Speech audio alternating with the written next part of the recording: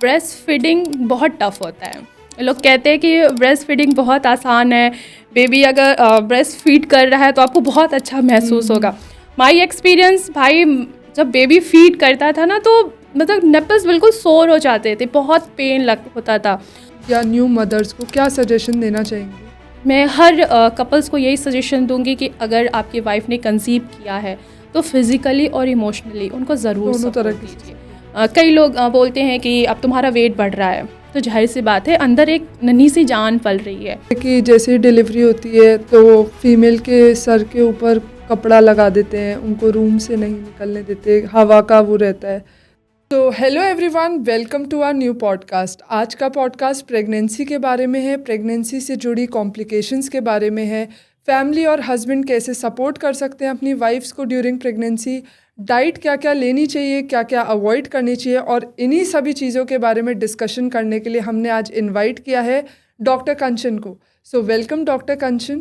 Thank you सुहानी।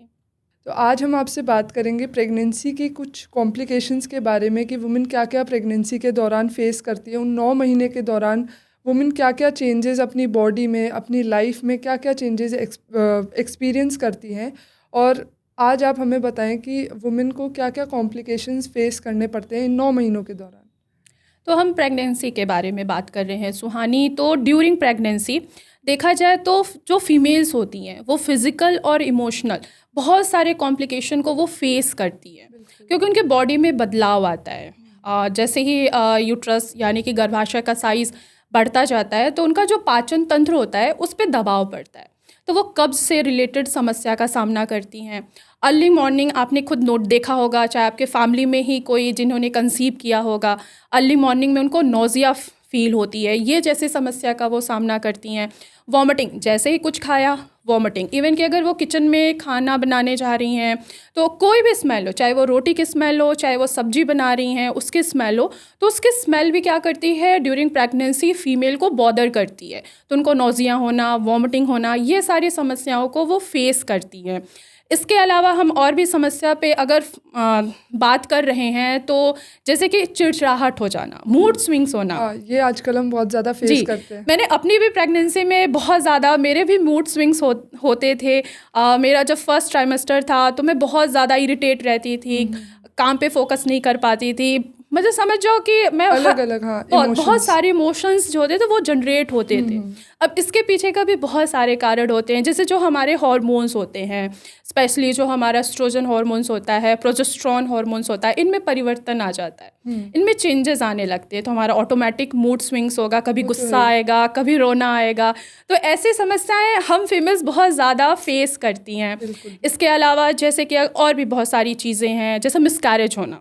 ये जैसे first trimester में ज़्यादातर हम डॉक्टर्स पेशेंट्स को यही सलाह देते हैं कि आप अपना ध्यान रखिए, हैवी वेट ना उठाइए, जिससे एटलीस्ट मिसकैरेज का खतरा बहुत ज़्यादा बन जाता है। तो ये पॉइंट जो है ये ध्यान रखने वाली बात है कि ड्यूरिंग प्रेगनेंसी आपका मिसकैरेज नहीं होना चाहिए। सेकंड, आप जेस्टेशनल डायबिटीज़ से भी सफ़र कर सकती हैं, और हाइपरटेंशन से भी आप सफ़र कर सकती हैं। अगर आपकी डाइट अच्छी नहीं है तो आपका बेबी भी हेल्दी नहीं होगा, और साथ ही साथ आपकी बॉडी भी क्या होगी, वो भी अनहेल्दी होगी। कहा गया है ना कि अच्छा खाना खाओगे तो ही बच्चा आपका हेल्दी होता है। तो बहुत सारी समस्याएं हैं जो इन पूरे 9 महीने में फीमेल्स जो उसको फेस करती हैं। तो पहला हम ऐसे स्टार्ट करते हैं कि फीमेल के लिए ओव्यूलेशन पीरियड क्या होता है, और डिले जब होता है प्रेगनेंसी के टाइम में तो क्या हमारे लिए एक राइट टाइम है कि हाँ इस टाइम पे हमको प्रेगनेंसी के बारे में सोचना चाहिए, या हमको कंसीव करने के बारे में सोचना चाहिए जिससे ज़्यादा लेट ना हो जाए, जैसे कि आजकल का माहौल चेंज हो रहा है उस हिसाब से कैसे कि हमको स्टार्ट करना चाहिए कि हाँ अब हम प्रेगनेंसी के बारे में सोचना चाहिए हमें। देखिए, अगर कोई भी लेडी कंसीव करना चाह रही है तो उसको पता होना चाहिए कि आखिर उसका ओव्यूलेशन साइकिल कब है। तो जो मानसिक चक्र होता है, हमारा जो मेंस्ट्रुअल साइकिल होता है, वो पूरे 28 दिन का होता है। ठीक है, पीरियड्स ख़त्म होने के 10वें दिन से लेके 17वें दिन तक कंसीव करना बेस्ट होता है वो। यानी कि आप 12वें दिन मान काउंट कर लीजिए, 13 डेज़ काउंट कर लीजिए, एंड 14 डेज़, ये 3 जो हमारे डेज़ होते हैं, इनमें बहुत अच्छा चांसेस होता है कि आप आसानी से कंसीव कर सकती हैं। जैसे कि अभी आपने बोला, मैं एक क्वेश्चन पुटअप किया मुझसे कि पीरियड्स किसी किसी के लेट आते हैं। तो पीरियड्स लेट आने के भी बहुत सारे कारण हैं। आप पीसीओडी भी हो सकता है, पीसीओएस भी हो सकता है, या आपने फास्ट फूड इतना ज़्यादा ले रहे हैं, आपका डेली रूटीन हो गया है बाहर का खाना, बाहर की चीज़ें, स्पेशली आप ड्रिंक ले रहे हैं, जैसे अल्कोहल हो गया, स्मोकिंग कर रहे हैं, तो इस पे भी आपके ओवल्यूशन पे बहुत ज़्यादा फ़र्क पड़ता है। तो आजकल जैसे मतलब आजकल का जैसे सराउंडिंग्स हो गई है हमारे, कि आजकल ड्रिंकिंग का बहुत ज़्यादा ज़माना आ चुका है, और आजकल स्मोकिंग का आ चुका है। फीमेल्स आजकल करियर ओरिएंटेड हो चुकी हैं, मतलब करियर की तरफ बहुत ज़्यादा फोकस हो चुके हैं।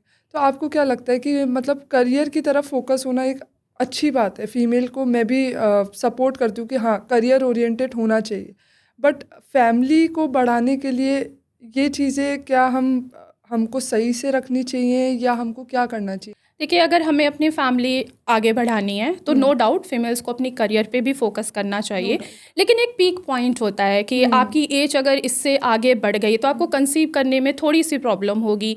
क्योंकि जो पीक पॉइंट होता है किसी भी फीमेल को कंसीव करने का, जो एज होता है, जो गोल्डन पीरियड्स माना जाता है, वो होता है 20 एज से लेके 30 एज तक, जिसमें आपको कंसीव करने में कोई प्रॉब्लम नहीं होगी।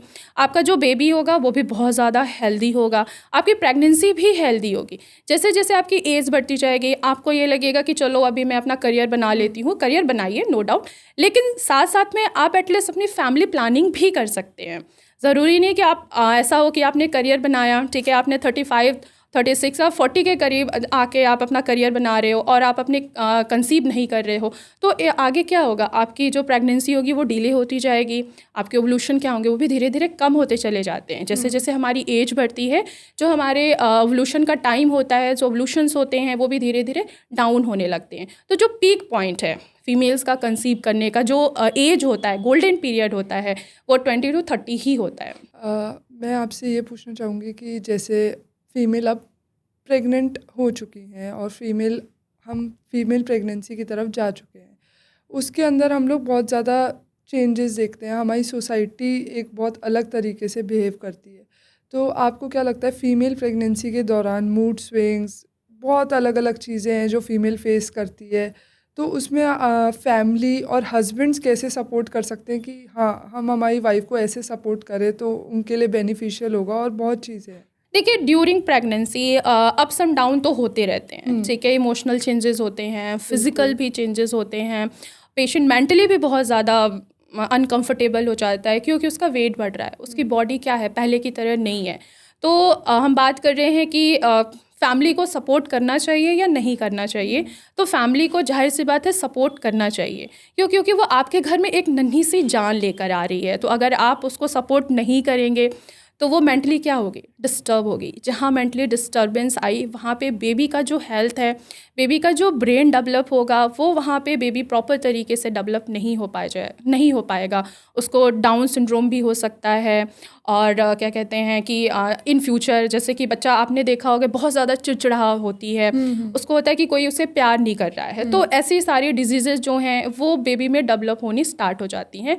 बाय बर्थ ही होता है, फिर बाद में मदर्स को पता लगता है कि हाँ, मेरा बच्चा क्यों इतना चिड़चिड़ाहट हो रहा है, क्यों बार बार लड़ रहा है, क्यों हर चीज़ों को वो तोड़ फोड़ रहा है। माँ के उससे जाता है। बिल्कुल बिल्कुल, अगर माँ खुश है तो बेबी भी आपका खुश रहेगा, इन फ्यूचर उसको कोई भी बीमारियाँ नहीं होंगी। अब नेक्स्ट सवाल मैं आपसे ये पूछना चाहूँगी कि जैसे कि आजकल हम देख रहे हैं कि एंजाइटी, डिप्रेशन, ये सिर्फ फीमेल्स के लिए नहीं है, ये मेल्स में भी आजकल पाई जाती है, फीमेल्स में भी पाई जाती है।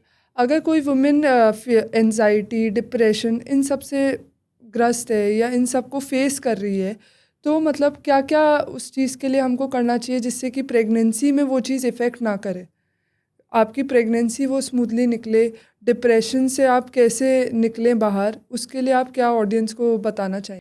देखिए, अगर कोई भी लेडी कंसीव करने से पहले बहुत ज़्यादा डिप्रेस है, एंजाइटी में है, डिप्रेशन में है, या उसका मेंटल स्टेटस जो है वो हेल्दी नहीं है, वो अनहेल्दी है, तो उस कंडीशन में मैं उन ज़रूर फीमेल्स को कहना चाहूँगी कि आप सबसे पहली बात तो आप योगा करना स्टार्ट कीजिए, आप मेडिटेशन लेना स्टार्ट कीजिए।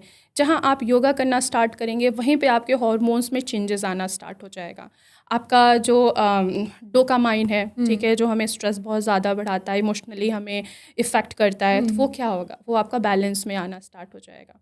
जैसे ही बैलेंस में आएगा आपका मेंटल स्टेटस क्या होगा, इम्प्रूव होगा, आप एंजाइटी से बाहर आ सकते हैं।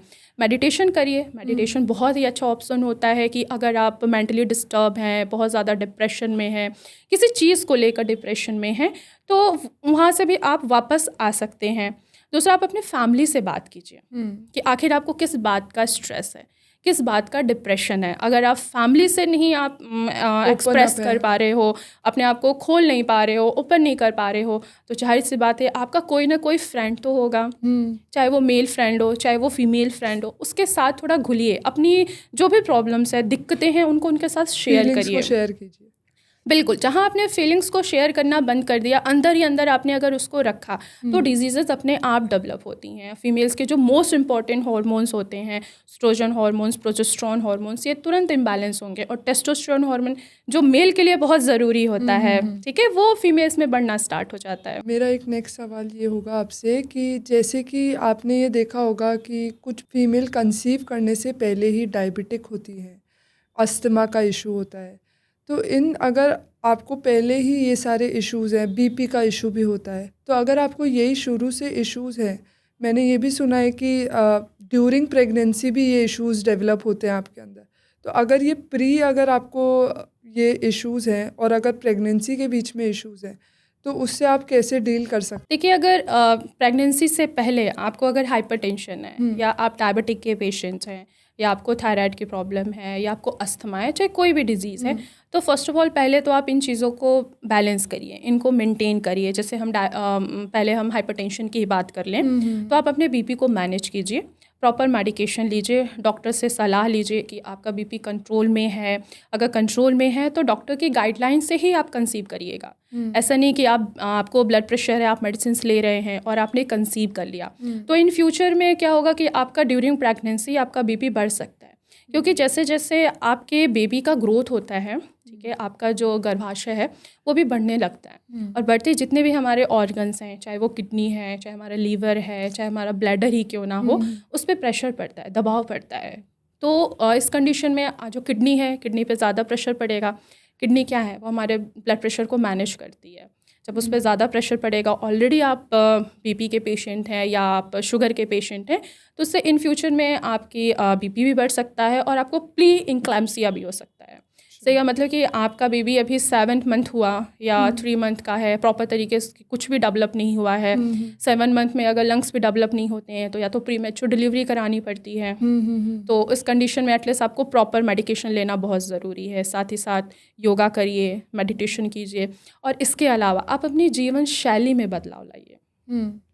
आपने अभी स्टार्टिंग में एक क्वेश्चन पुटअप किया था कि स्मोकिंग, अल्कोहल, तो इन चीज़ों से आप दूर रहिए, क्योंकि आप फीमेल हैं, आपके हार्मोन्स, आपकी बॉडी मेल के अकॉर्डिंग काफ़ी चेंजेस हैं। अगर आप ऐसी हैबिट्स रखते हैं, आप अपने खाने पीने पे ध्यान नहीं रखते हैं, आप गलत खाना खा रहे हैं, गलत चीज़ें ड्रिंक कर रहे हैं या स्मोकिंग कर रहे हैं, तो इन फ्यूचर सारा चीज़ें हैं वो आपके रिप्रोडक्टिव सिस्टम को इफ़ेक्ट कर देगा। और अगर ड्यूरिंग प्रेगनेंसी आपको बीपी और शुगर की प्रॉब्लम होती है, तो वो क्या, ये मेरा पर्सनल क्वेश्चन है कि अगर बीपी और शुगर की प्रॉब्लम आपको ड्यूरिंग प्रेगनेंसी हो जाए, तो क्या वो लाइफ लॉन्ग रहती है या फिर विद टाइम या विद प्रेगनेंसी वो ख़त्म हो जाती है प्रॉब्लम? देखिए, अगर ड्यूरिंग प्रेगनेंसी बीपी की प्रॉब्लम आ रही है या शुगर की प्रॉब्लम आ रही है, तो जो ड्यूरिंग प्रेगनेंसी शुगर की प्रॉब्लम होती है वो जेस्टेशनल डायबिटीज़ बोला जाता है। उसमें हम आपके शुगर को चेक करते हैं। अगर शुगर बहुत ज़्यादा है, 200 के करीब है, तो वो बेबी को भी इफ़ेक्ट कर देता है। तो उस कंडीशन में हम इंसुलिन देते हैं पेशेंट्स को कि आप इंसुलिन लीजिए खाना खाने से पहले या खाना खाने के बाद, एटलीस्ट इंसुलिन लीजिए, जिससे आपका जो ब्लड में शुगर की मात्रा बढ़ रही है वो बच्चे को इफ़ेक्ट ना करे। नहीं तो बच्चे में भी शुगर होने के चांसेस बढ़ जाते हैं, बिल्कुल बढ़ जाते हैं। अगर आप हाइपरटेंशन के पेशेंट हैं तो प्रॉपर मेडिकेशन लीजिए, योगा। अगर आप योगा करेंगे तो बहुत से बड़ी बीमारियों को आप कंट्रोल कर सकते हैं, चाहे वो बीपी हो, चाहे वो शुगर है। तो आप योगा अपनाइए अपने लाइफ में। अगर आप कंसीव करके हैं और आपको बीपी भी है, आपको शुगर भी है, कोई भी डिजीज़ हो, थायराइड भी ड्यूरिंग प्रेगनेंसी फीमेल्स को हो जाता है, ये तो नॉर्मल है। मुझे भी थायराइड ड्यूरिंग प्रेगनेंसी हुआ था, लेकिन नहीं, अब वो नॉर्मल है, क्योंकि ड्यूरिंग प्रेगनेंसी योगा मेडिटेशन करना हर मैं प्रेग्नेंट मदर को तो मैं यही सलाह दूंगी कि अगर आप योगा कर रहे हैं, प्रॉपर पौष्टिक आहार ले रहे हैं, अपने जीवन शैली में बदलाव ला रहे हैं, प्रॉपर नींद ले रहे हैं, और अगर आप अच्छे तरीके से पानी का सेवन कर रहे हैं, कोल्ड ड्रिंक वगैरह नहीं ले रहे हैं, तो इससे आपकी जो कंसीव आपने किया है, आपकी प्रेगनेंसी पूरे 9 मंथ हेल्दी रहेंगे। आजकल जैसे बोलते हैं कि है ना, फीमेल को आइडल नहीं बैठना चाहिए, और जैसे कि आपने अभी थोड़ी देर पहले मुझे बताया कि 3 मंथ्स तो नहीं करना चाहिए, क्योंकि वो एक रिस्क फैक्टर ऐड करता है आपकी प्रेगनेंसी के दौरान। तो किस दौरान हमको और क्या क्या एक्सरसाइज हमको करनी चाहिए, या क्या क्या फॉलो करना चाहिए? वॉकिंग करनी चाहिए, जॉगिंग करनी चाहिए? बहुत सारी वुमेन को ये कन्फ्यूजन रहता है। तो हमें क्या क्या करना चाहिए ड्यूरिंग प्रेगनेंसी कि लाइट भी रहे और बॉडी एक्टिव भी रहे? देखिए, जो पहला फर्स्ट ट्राइमेस्टर होता है उसमें हर फीमेल्स को थोड़ा सा ध्यान रखना होता है, क्योंकि जिन भी फीमेल्स का प्लेसेंटा एंटीरियर पोजीशन में होता है तो उसमें थोड़ा सा चांसेस होता है मिसकैरेज होने का। अगर आप वर्किंग वूमन हैं तो आप आराम से जाइए, पर ये देखिए कि एटलीस्ट आपको जर्क नहीं लगना चाहिए। आप अपने पर्सनल गाड़ी से भी आप जा सकते हैं अपने ऑफिस। आप जो स्लीपर आप लोग हम लेडीज़ जो पहनते हैं वो बिल्कुल फ्लैट होना चाहिए, एकदम हील्स नहीं होना चाहिए। कोशिश करना है कि आपको धक्का नहीं लगना चाहिए, आप आराम से काम पे जाइए। बाकी आपके डॉक्टर्स जो हैं वो आपको अच्छे से सजेशन देंगे कि आखिर आपका जो प्लेसेंटा है वो किस साइड को है, पोस्टीरियर साइड है या एंटीरियर साइड है। अगर एंटीरियर साइड होता है तो थोड़ा सा चांसेस होते हैं मिसकैरेज होने का। फीमेल्स को क्या क्या डाइट लेनी चाहिए, यानी कि क्या क्या उनको खाना चाहिए ड्यूरिंग प्रेगनेंसी जो उनके लिए हेल्दी रहे, और क्या क्या उनको अवॉइड करना चाहिए कि भाई ये तो बिल्कुल मत खाओ, ये आपकी सेहत के लिए और आपके बेबी के लिए, दोनों के लिए बिल्कुल अच्छा है? तो ड्यूरिंग प्रेगनेंसी जो भी फीमेल कंसीव किए हुए हैं या कंसीव करना चाहती हैं, तो पहले मैं बात करूँगी उनकी जो कंसीव करना चाहती हैं, तो सबसे पहले वो फॉलिक एसिड लेना स्टार्ट कर दें। अगर उनकी प्लानिंग है नेक्स्ट मंथ या 2 महीने बाद कंसीव करने की, तो फॉलिक एसिड ज़रूर स्टार्ट करिए, यानी कि फॉलिक एसिड मतलब फॉलेट। हाँ, क्या एक्सप्लेन कर सकते हैं आप फॉलिक एसिड? हाँ, फोलेट होता है जो हमारे ब्रेन के डेवलपमेंट में हमारी मदद करता है, हमारे शरीर में खून की कमी नहीं होने देता है, तो वो ज़रूर लेना चाहिए अगर आप कंसीव करना चाह रही हैं। तो अगर आपने कंसीव कर लिया है तो स्टार्टिंग में हम क्या कहते हैं फोलेट देते हैं कि बेबी का जो ब्रेन है वो प्रॉपर तरीके से डेवलप हो, उसको डाउन सिंड्रोम ना हो। प्लस आप आयरन की गोली ज़रूर लीजिए, जिससे आपका HB का लेवल कम ना हो, क्योंकि ड्यूरिंग प्रेगनेंसी फीमेल्स अनीमिया से भी सफ़र करती हैं, खून की मात्रा बहुत कम हो जाती है, फिर उनको खून चढ़वाना पड़ता है, क्योंकि इंजेक्शंस तो हम दे नहीं सकते हैं, क्योंकि वो सीधे डायरेक्ट बेबी को इफ़ेक्ट करता है। आयरन के लिए आप चुकंदर का भी सेवन कर सकते हैं, आप गुड़ भी खा सकते हैं, उससे भी आयरन होता है, उसमें पोटेशियम भी होता है, आपका BP भी बैलेंस में रहेगा, बढ़ेगा नहीं ना ही घटेगा। और ड्यूरिंग प्रेगनेंसी आप कोशिश करिए कि आपका जो BP है वो थोड़ा सा डाउन ही रहे, यानी कि 110/70 ही रहे, क्योंकि अगर 120/80 है या 130/80 है तो ये धीरे धीरे आपका BP बढ़ सकता है। आप कैल्शियम लीजिए, कैल्शियम बेबी का जो बोन डेवलपमेंट है उसमें मदद करता है। आप विटामिन D लीजिए। प्रोटीन फीटल ग्रोथ के लिए मोस्ट इम्पॉर्टेंट होता है, आप प्रोटीन लीजिए। प्रोटीन में आप चिकन भी ले सकते हैं, फ़िश भी ले सकते हैं, आप अंडे भी ले सकते हैं, आप दालें भी ले सकते हैं। आप मटन से थोड़ा सा दूरी बनाएं, क्योंकि मटन हर कोई ईज़िली डाइजेस्ट नहीं कर पाता है। आपने मटन खाया और आपका ऑलरेडी बढ़ता हुआ जो गर्भाशय है वो पाचन तंत्र पे दबाव डाल रहा है, तो उससे आपको वॉमिट भी हो सकती है, आपको कब्ज़ की भी शिकायत हो सकती है। साथ ही साथ आप पानी की मात्रा इतना अच्छा रखिए कि पानी की कमी ना हो, क्योंकि अगर पानी ज़्यादा से ज़्यादा पिए। बिल्कुल, अगर आप पानी की कमी रखते हैं तो आपके फीटस को क्या करेगा कि उसकी जो ग्रोथ है ना उसको वहीं पे रोक देगा, तो उसमें मिसकैरेज होने का खतरा ज़्यादा बढ़ जाता है। और हाँ, इसके अलावा आप जूसेस ले सकते हैं, आप अनार का जूस लीजिए, आप मौसमी का जूस लीजिए, आप लेमन वाटर भी ले सकते हैं। ये सारी हेल्दी डाइट अगर आप ले रहे हैं तो आपकी प्रेगनेंसी बिल्कुल हेल्दी रहेगी, बिल्कुल, और आपका बेबी भी हेल्दी होगा। और जैसे अभी आपने क्वेश्चन किया कि क्या चीज़ें हैं जो हम अवॉइड करें ड्यूरिंग प्रेगनेंसी, तो जो मेरा एक्सपीरियंस है तो मैं आपको वही बताऊंगी सुहानी कि ड्यूरिंग प्रेगनेंसी आप कोल्ड ड्रिंक तो बिल्कुल मत लीजिए।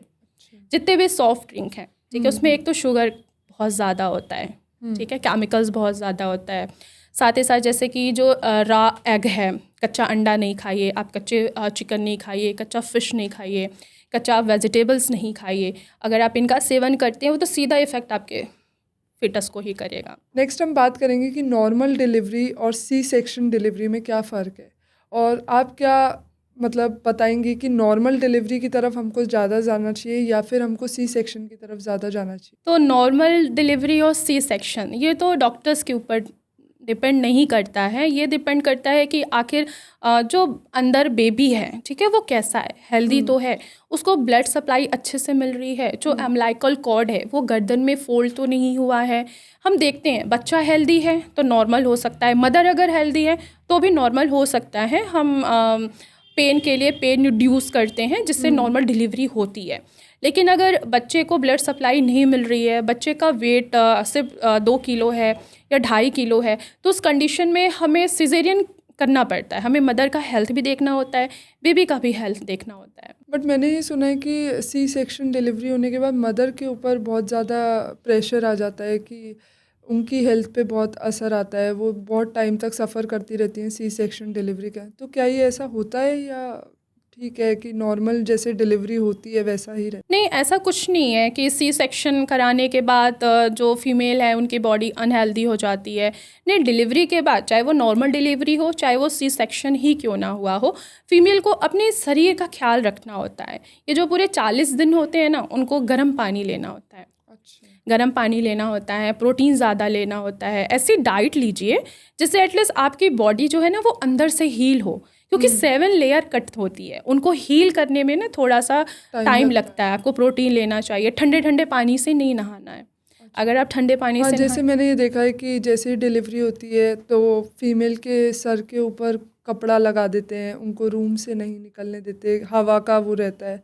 ये सब मैंने मतलब मेरे बड़ों को देखा है ऐसे करते हुए। तो ये सब चीज़ें उनका प्रोटेक्ट करने के लिए ही होता होगा कि हाँ, उनकी जो सराउंडिंग है वो प्रोटेक्टेड रहे, जिससे उनका बेबी भी सेफ़ रहे।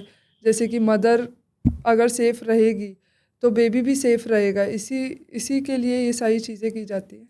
बिल्कुल सुहानी, देखिए बेबी फीड कर रहा है, ठीक है, अगर मदर को ठंड लगी तो बेबी को सीधे इफेक्ट करेगा, बेबी को निमोनिया भी हो सकता है। तो हम डॉक्टर्स सजेशन देते हैं कि आप अपने सर को ढक के रखिए, अपने कान को ढक के रखिए, क्योंकि उस समय आप बहुत ज़्यादा सेंसिटिव होते हैं। आपका जो इम्यून सिस्टम होता है वो बिल्कुल डाउन होता है, तो उसको इम्प्रूव करने के लिए हमें सर को ढक के रखना होता है। गर्म पानी पीजिए, एक तो आपका वेट जितना बढ़ा हुआ है वो जल्दी से रिड्यूस हो जाएगा, अंदर जो आपको टाँके लगे हैं वो जल्दी हीलिंग होगी। प्रोटीन लीजिए, आप घी खाइए, ड्राई फ्रूट्स लीजिए, जिससे कि आपकी बॉडी जो है ना वो अंदर से हेल्दी हो।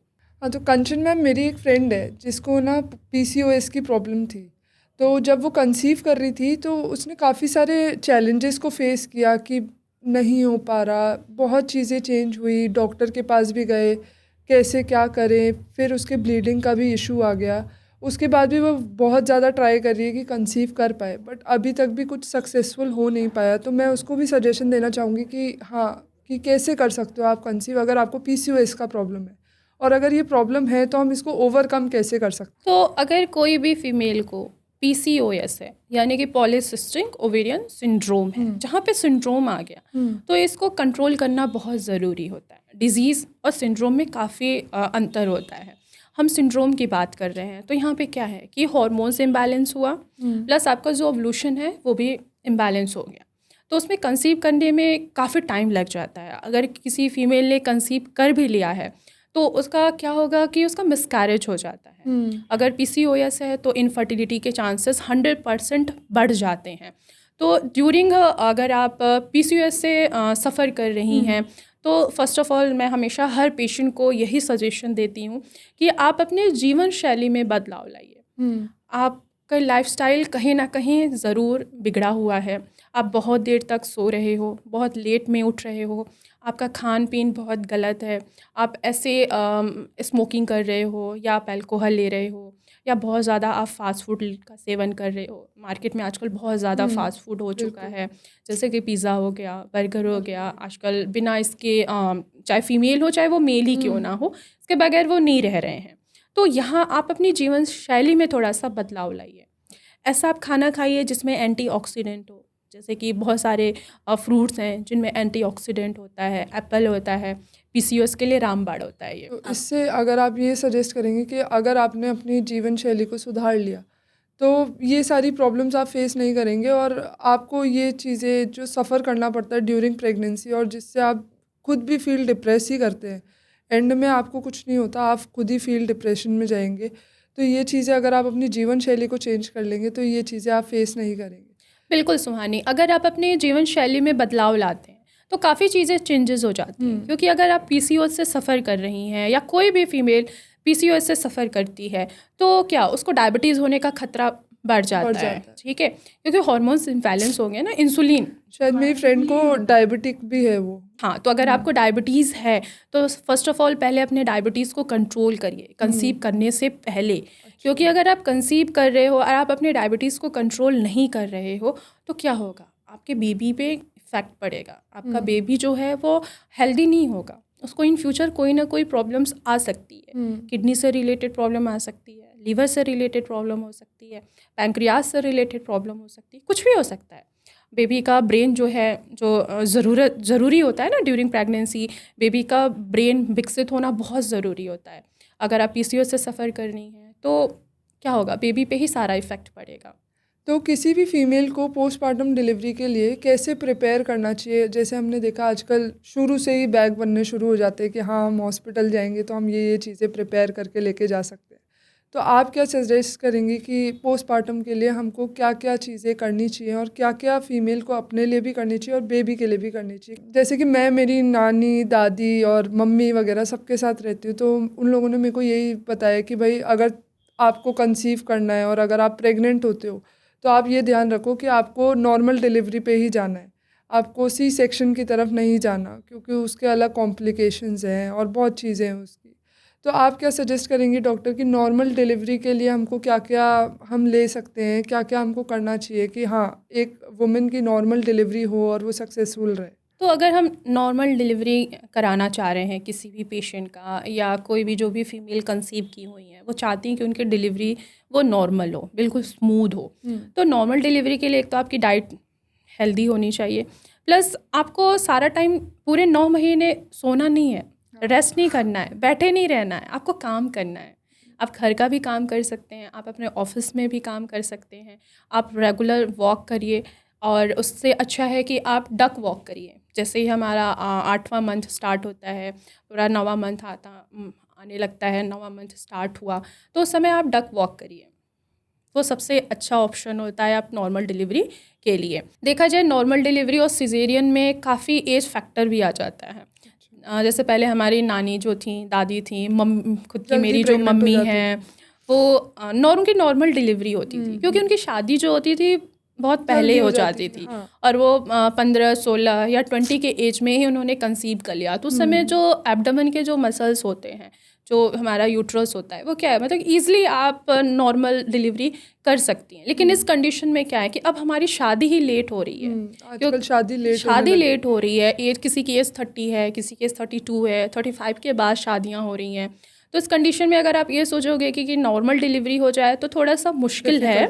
लेकिन अगर आप नॉर्मल डिलीवरी करना चाहते हैं, या कोई भी फीमेल नॉर्मल डिलीवरी चाहती है कि उसकी नॉर्मल डिलीवरी हो, तो वो पूरे 9 महीने एटलीस्ट काम करे। इतना भी हैवी काम ना करे कि फिटस को कोई इफेक्ट हो। आप नॉर्मल काम कर सकते हैं। हाँ, आप बेसिक ऑफिस जा सकते हैं, आप वॉक कर सकते हैं, आप योगा कर सकते हैं। योगा से आपकी क्या होगी, बॉडी की फ्लेक्सिबिलिटी बढ़ेगी, ठीक है। पाल्विक में क्या होगा, स्पेस आएगा, तो वहाँ से आपकी नॉर्मल डिलीवरी। तो कंचन मैम, जैसे मैं भी मैरिड हूँ और मैं भी अब कंसीव करना चाहूँगी या आगे प्रेगनेंसी की तरफ मैं जाना चाहूँगी, तो हम अपने ओव्यूलेशन पीरियड को कैसे, साइकिल को कैसे जान सकते हैं और कैसे उसके थ्रू हम कंसीव करने का सोच सकते हैं और प्लान कर सकते हैं कि हाँ हम ओव्यूलेशन के थ्रू प्लानिंग कर सकते हैं। तो ओव्यूलेशन जानने के लिए बहुत सारे तरीके हैं सुहानी। आप अपने फ़ोन में मेंस्ट्रुअल ट्रैकर आप डाउनलोड कर सकते हैं, उससे आपको पता लग सकता है कि हाँ ओव्यूलेशन की टाइमिंग अब स्टार्ट हो गई है।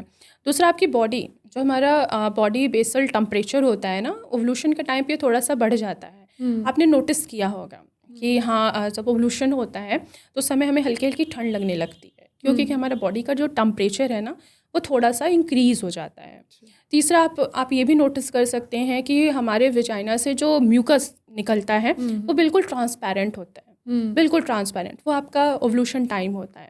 तो आप इन 3 चीज़ों से पता लगा सकते हैं कि आसानी से। ओव्यूलेशन स्टार्ट हो चुका है और अब आप बिल्कुल। प्रेगनेंसी के लिए आप तैयार ट्राई हैं, कर अगर आप सकते हैं। कंसीव करना चाहते हैं तो आप एक बार ट्राई कर सकते हैं।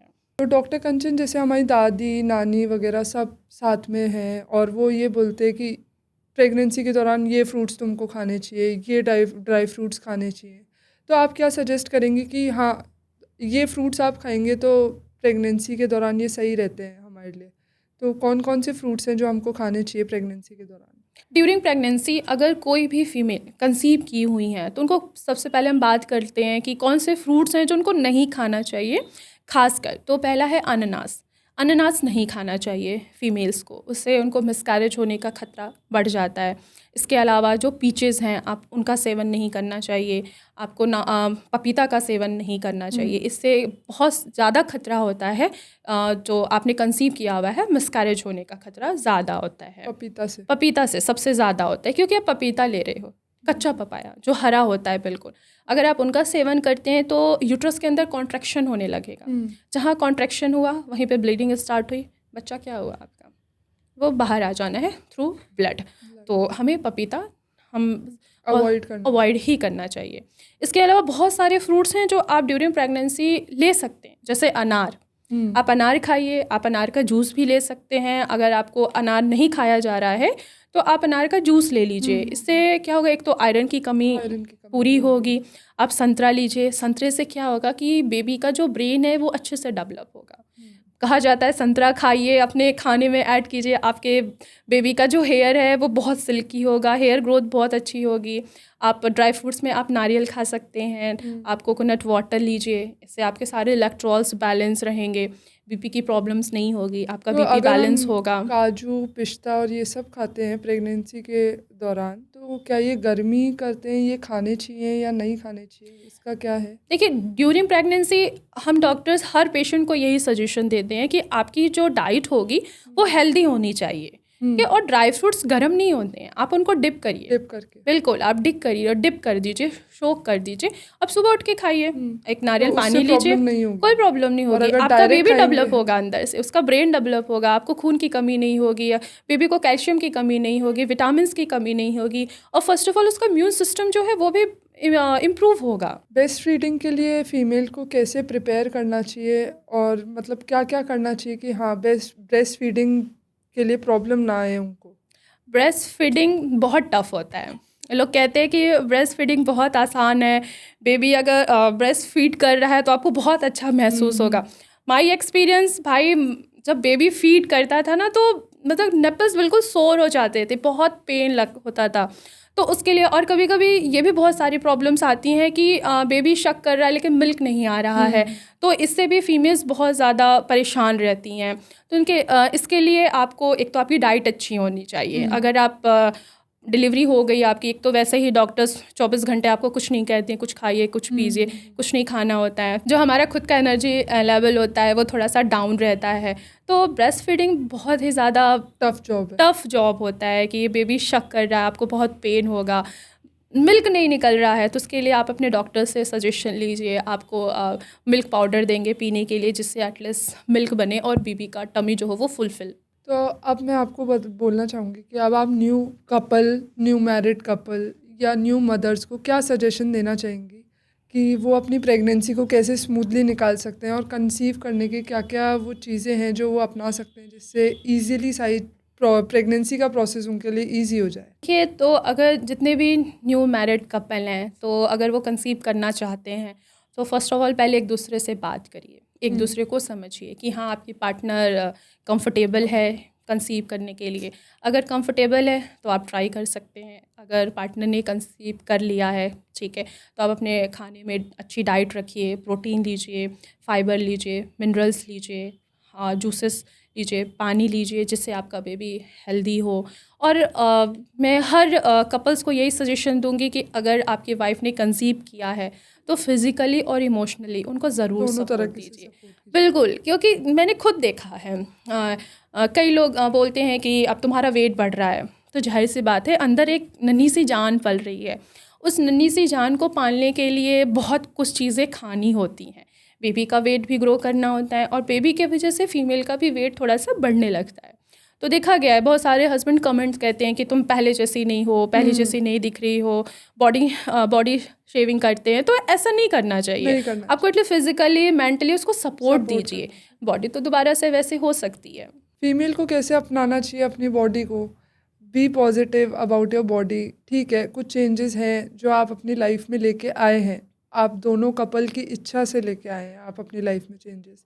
तो कई बार फीमेल्स ना डिप्रेस हो जाती हैं कि अरे मेरी बॉडी में ऐसे चेंजेस आने लग गए, मैं मोटी हो गई हूँ, मैं ऐसी हो गई हूँ। कई हस्बैंड्स भी बोल देते हैं, बट ये चीज़ें नहीं होनी चाहिए। आपको खुद अपनी बॉडी को लेके पॉजिटिव रहना चाहिए कि ठीक है, ये चेंज है जो मैंने एक्सेप्ट किया है और यही चेंजेस के साथ मुझे अब लाइफ टाइम रहना है। और आपके पास एक नन्ही सी जान आई है, उससे प्यार। बिल्कुल, देखिए बॉडी है वो दोबारा से अपनी शेप में आ सकती है, तो बेबी हुआ है उससे खुश रहिए, ठीक है, अपने आप को एक्सेप्ट करिए कि हाँ आपका वेट गेन हुआ है, दोबारा से आप 3 महीने 4 महीने 6 महीने बाद दोबारा से आप एक्सरसाइज करिए, योगा करिए, तो दोबारा से आपकी बॉडी जहाँ पहले थी उसी शेप में आ जाएगी। तो ज़रूरी नहीं है ना कि आप अपने बॉडी को लेके डिप्रेस में रहिए, आपके पास एक नन्ही सी जान आई है, उसको देख के खुश होइए। और thank you so much ma'am आज के लिए हमारे इस पॉडकास्ट में हमारे साथ जुड़ने के लिए। ये काफ़ी नॉलेजेबल पॉडकास्ट था। आई होप कि आप नेक्स्ट पॉडकास्ट में हमारे साथ जल्दी जुड़ेंगी और हम एक अच्छा सा पॉडकास्ट करेंगे आपके थ्रू। तो thank you so much ma'am. Thank you Suhani.